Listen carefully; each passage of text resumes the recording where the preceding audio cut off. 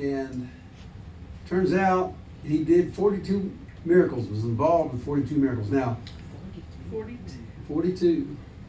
And, you know, we say, well, they did a miracle, or he did a miracle, or whatever, but we don't actually do the miracle. We are the conduit. As I say when I'm praying for people to be healed, I'm the copper wire, I'm not the electricity. Oh, that's good. Yeah. I've always thought I'd call myself the copper wire ministry. So, that's what it is. We're the copper wire. And Moses was a pretty big wire. And we know the prophets did miracles. We know Elijah and Elisha did all kinds of things. And of course, Jesus did a ton of things. But one of the things he said was that we're not only going to get to do the things he did, but we're going to get to do even greater things. So I'm telling you, you know, it seems like right now we're in this, I don't know, I feel like we're just in this lull. This quiet spot, this waiting, anticipating spot. Because I think the weight of his glory is fixing to fall. Hallelujah. Yes. And this revival's in the air. Yes. Oh, yeah. Wait till it catches fire and burns across this nation. That's right. Woo. See, we're struggling. We're the enemies behind, we're the soldiers caught behind enemy lines. And we're little pockets here, little pockets there, and we're fighting however we can. And all this evil's all around us. But when his glory falls, that's going to be a game changer. Yes. And it's coming, and we just have to keep holding on, pressing in, and realize that we're going to get to do even greater things. No telling what we're going to do. We've seen some greater things right here in our little group, some things that, not in the scripture anywhere, but they've happened here. Some really neat things. God is going to move in ways that we can't even imagine. It's just going to be like, wow, I never thought that something like that would happen. Yeah. So Moses got to see some wow things. And the first one was that, if you want to follow along, I'm going to walk through these scriptures and we're going to kind of spend a little time on each one of them and dwell upon it. And I don't know how far we'll get today. We may not get through all 42. It's Exodus chapter 4, verses 2 and 3. It says, so the Lord said to him, what is in your hand? He said, a rod. And he said, cast it to the ground. So he cast it on the ground and it became a serpent. And Moses fled. How many of y'all like to pick up snakes and hold on to them? No. Huh? No. I can see Moses throwing that thing down and turn into a viper, and then stage door left. Yeah. You know, Yeah. snakes will make you do funny things like run into trees. That's true. I guess the scaredest I got, and I'm not afraid of snakes. I used to pick them up all the time. Ooh. I had to work, learn how to handle them, but Yeah. I think I may have told you that story. I was squirrel hunting in the fall. It was in November. About chilly like this, 32. It was freezing temperature, right around the 30s. And Yeah. I walked up, and it's just at first light. You want to be in the woods before the squirrels come out. That way you pick them off when they come out for breakfast. You make them your breakfast. Anyway, I walked up and I sat down with my back to this tree and I got my shotgun. I look around, look down, and right here, it's about 6 inches from my leg, is a snake coiled up right beside me. Because I didn't know what it was, I got my shotgun, I put on it and inched away from it. And then I looked at it and it wasn't moving. And it was so cold it couldn't move. Yeah. So I reached down, got it by the head and picked it up and looked at it. And it was a hognose snake. The only one I ever caught. They have a little nose that sticks up in the air at the end. They're brown and they got a yellow belly. And he was so cold he couldn't even move. Oh. And so I started handling him and I got him warmed up. And it warmed up, the temperature warmed up. And finally he started coming to life. He never tried to bite me.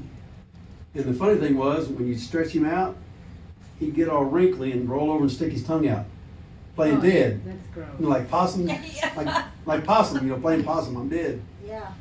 And so it's funny. And one of the guys in the group, there was about 4 or 5 of us hunting, he had several snakes at home in aquariums, Mm-hmm. And he said, I want that snake, so I gave it to him, and he got that snake. But that was the one that startled me the most in my life. Then one other time, this was a bad snake because it was on a Honey Creek Pocket Wilderness. You go up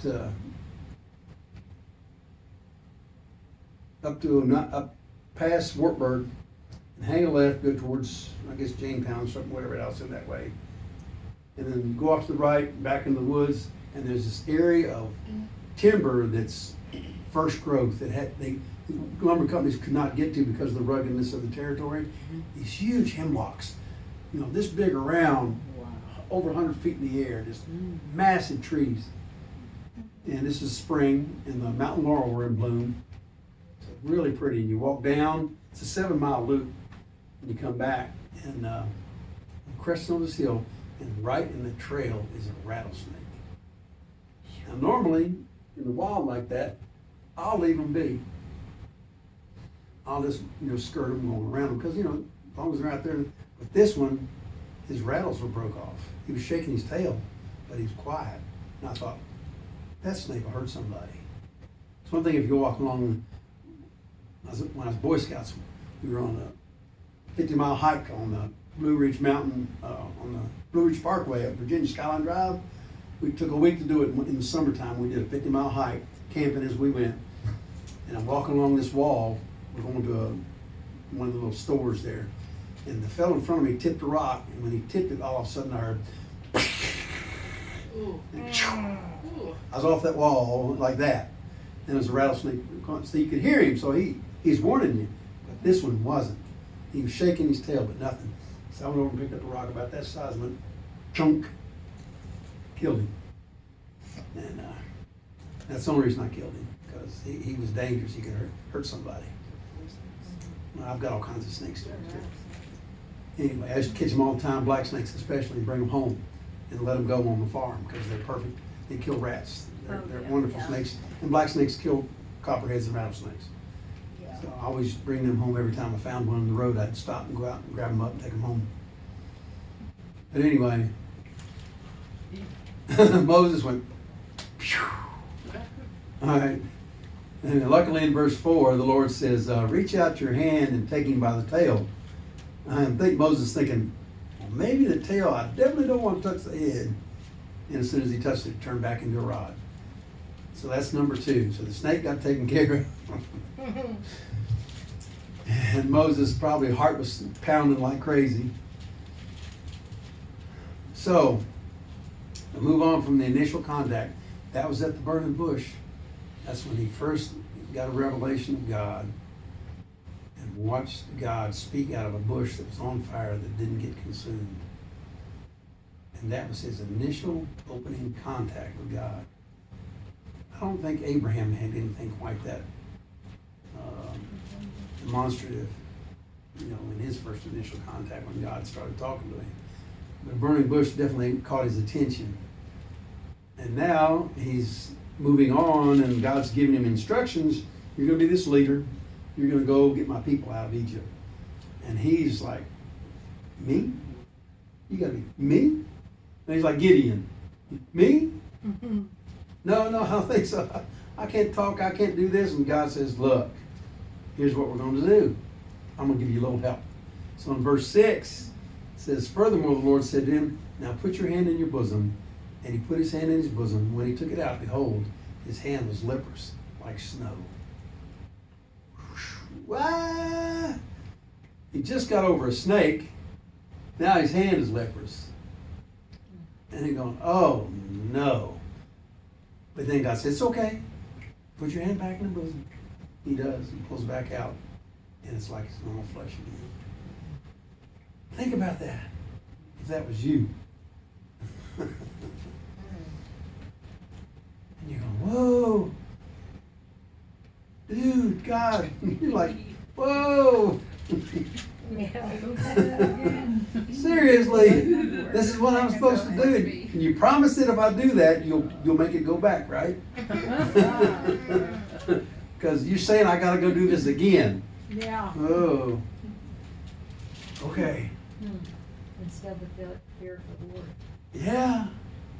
Yeah, because you're really dependent on God now. Because when he goes to the people in chapter 4, verse 30, he does these things. He throws down the rod, he turns into the snake, and he reaches down and picks it up, then it comes back to the rod again.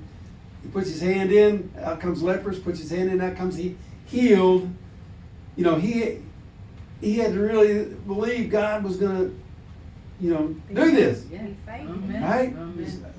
How much faith did he have to have at this point to trust God's going to make that snake come back into the rod, and my hand is going to turn back to normal.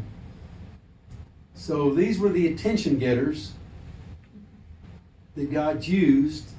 It says, and Aaron spoke all the words which the Lord had spoken to Moses. Then he did the signs in the sight of the people. So the people believed. And when they heard that the Lord had visited the children of Israel, and that he had looked on their affliction, then they bowed their heads and worshipped.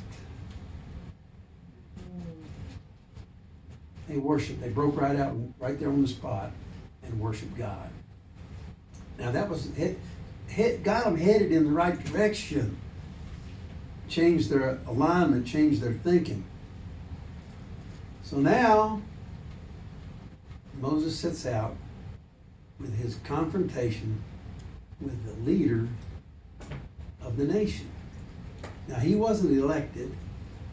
He was a tyrant, a despot, a king who could do whatever he wanted to do and command anything to be done that he wanted to be done. Right? Mm-hmm. And now Moses has to step out of faith with Aaron to go confront this man and say, hey, it's time to let the Jewish people out of here. The Hebrews go. Now, the Hebrew children were enslaved now, right? They started out, it was pretty cool when Joseph was around, but all that was gone. This is 400 some years later. They've all forgot about all that. They were concerned that the Israelites were getting to be too many. That's why when Moses was the baby, they commanded the boys to be killed because there was getting to be too many of them. They're trying to hold down the population. Moses came out of that. That was 80 years ago. And the Pharaoh that's there now, doesn't really, I don't think probably knows who he is. May or may not have known who Moses was 80 years later. Okay? But now he's got to go confront this man. So he does in verse 7. And so Moses and Aaron went to Pharaoh, and they did so just as the Lord commanded. And Aaron cast down his rod before Pharaoh and before his servants, and it became a serpent. Here's the third time. The rod's working good, Okay, I got this one down. I can trust it's going to happen. But then lo and behold, all the magicians threw some rods down, and theirs became snakes also. Now imagine you're in that position, and you go, uh-oh, I got one snake. Something went wrong. They got a handful, 4 or 5. And I can't put my hand out probably and grab those snakes. I know about this one, Yeah. but what about those? Guess what? His snake went out and ate all the others. Yeah. Consumed them. What a sign. Yep. Yeah. What? Now you think that might get their attention, Oh, yeah. I'd say so. right? Yep. Yes. But Pharaoh, he doesn't seem to be fazed. All along through this process, God says, I'm going to harden his heart. I'm going to harden his heart, harden his heart. And as we've learned before, as you walk through every one of these plagues, God was addressing every one of their idols, every one of their gods. He was dinging them. Ding, Yep. ding. Kind of like, when the Philistines took the Ark of the Covenant into their temple, Mhm. and that was it Dagon? Yeah. Yeah. Yeah. came in the next day and was down on the floor, Yeah, face down on the floor. right, They right. stood him back up. Next day he come in, he was shattered. You know.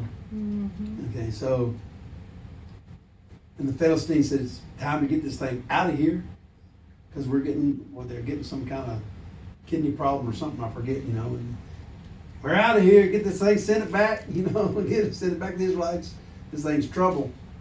Well, now God's showing up again. Okay, so the next thing that happens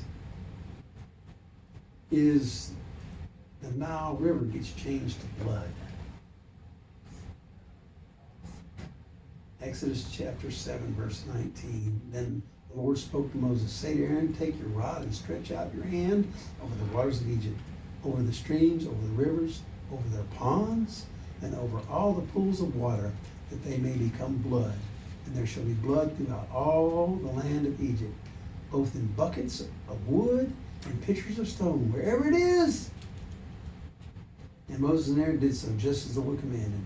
So he lifted up the rod and struck the waters that were in the river, in the sight of Pharaoh and the sight of the servants, and all the waters that were in the river were turned to blood.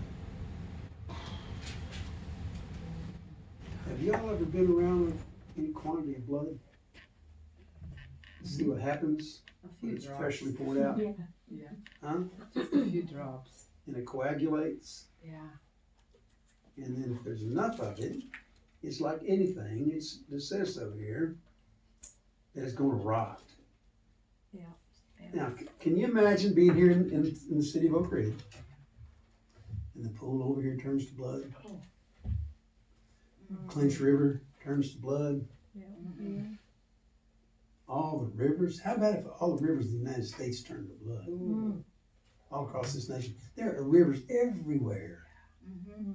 And all that coagulated and stopped flowing, coagulated, and then proceeded to rot. You know what anything rotten smells like? Oh, yeah. Dead animals. Yeah. If you grew up in the country, you've been around dead animals that rotted. Well, I don't want to go too much into it, but Thank it's a stench. Thank you. Okay. So you Mercy. smell that, you got an idea of what they're dealing with. Now, do you think that would be enough? Yeah. Pharaoh would go, okay, go. But he didn't. I mean, to me, it's unfathomable how you could say no to that. You know, that massive mess. Well, now, next one is he creates frogs. But the magicians did also, again, the magicians also turned something to blood. They were keeping up. It says, then the Lord spoke to Moses, say to Aaron, stretch out your hand with your rod over the streams, over the rivers, and over the ponds, and cause frogs to come up from the land of Egypt. So Aaron stretched out his hand over the waters of Egypt, and the frogs came up and covered the land of Egypt. Can you imagine? Everywhere you go are frogs. They're harmless, right? They're not going to hurt you. Give you warts. But, huh? Word. Give you warts. Yeah. Something like that. I don't know if that's true or not. That might be an old wives' tale. Do you have the evidence? I played with plenty of frogs when I was growing up. Where you catch them, toads. Can you imagine gazillions of them everywhere? Mhm. Everywhere you go, you come out and there's frogs everywhere. Everywhere. Mm. Hopping all over the place in your bed at night, jumping up on your face while you're sleeping. While you're sleeping, you also the slimy thing on you, Yeah. Oh, God. nibbling on your earlobe. Just imagine it, you know. That's all right. You go take a shower and there's frogs hopping around your feet. Huh? You've been watching National Just Geographic. trying to make it real. Think about it. Yeah. You know, we kind of read about it and it's kind of like, oh, it happened to them. But think about it in real terms. If it was you that's having to put up with that. Mm. And then they caused the frogs to die. That's the next miracle. And Moses and Aaron went out from Pharaoh, and Moses cried out to the Lord concerning the frogs which he had brought against Pharaoh. So the Lord did according to the word of Moses, and the frogs died out of the houses, out of the courtyards, and out of the fields. They gathered them together in heaps, Oof. and the land stank. Here we go again. Yeah. Rotten flesh in heaps. Do you think he'd go ahead and raise the white flag? Okay, okay. You and me, God, you and me. Let them go. Bye. I'm sorry I held on to them. Mm-mm. Next one, he converted dust to lice. Oh. But the magicians couldn't do this one. So the Lord said to Moses, say to Aaron, stretch out your rod and strike the dust of the land, so that it may become lice throughout all the land of Egypt. And they did so. For Aaron stretched out his hand and his rod and struck the dust of the earth, and it became lice on man and beast. All the dust of the land became lice throughout all the land of Egypt. Now the magicians so worked with their enchantments to bring forth lice, but they could not. So there were lice on man and beast. Then the magician said to Pharaoh, this is the finger of God. Wow. Whoa, they're finally owning up. Okay, we could compete a little bit, but we're done. This is the finger of God. They acknowledged who God was. Yep. Only God could do this. Have any of y'all ever seen lice? Yep. Now they get in your hair and crawl all over your scalp. Itty bitty little things. Sickening. Ugh. You know, they used to have little combs. You comb them out.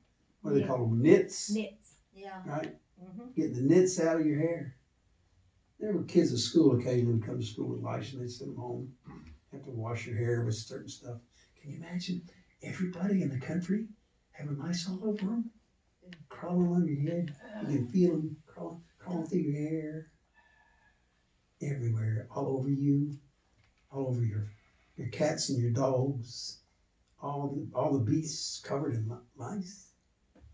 And they bite too, don't they? Yes. They bite? They bite. Yeah. Yeah. You're making me itch. I know it.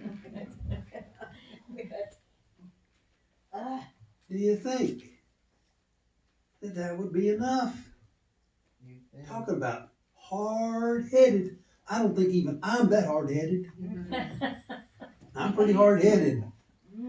I've been told that a few times in my life. But I think I would have raised the white flag. Nope. Whew.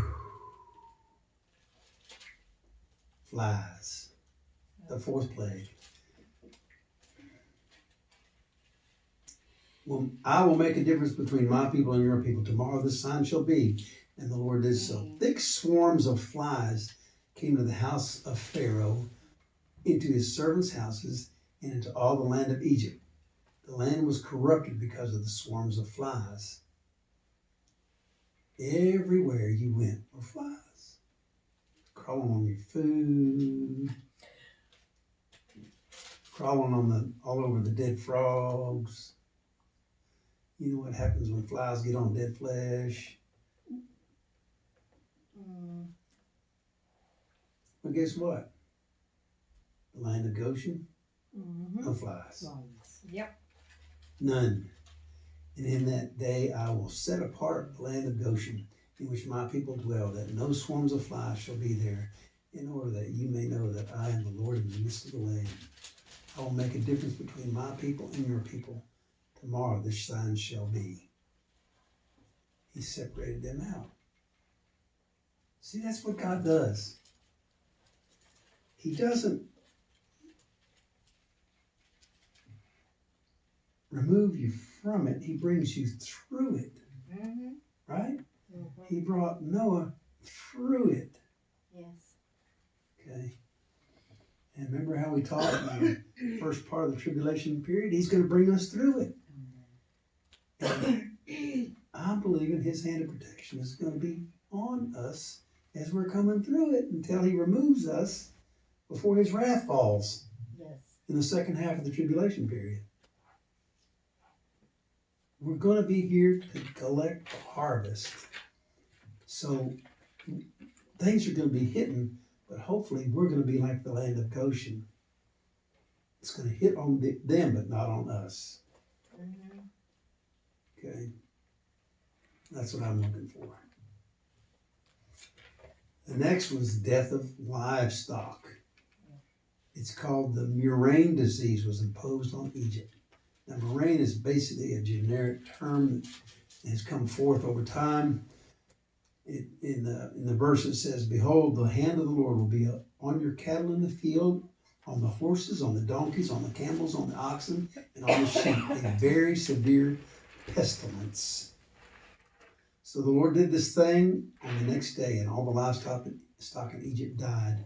But of the livestock of the children of Israel, not one died, spared again.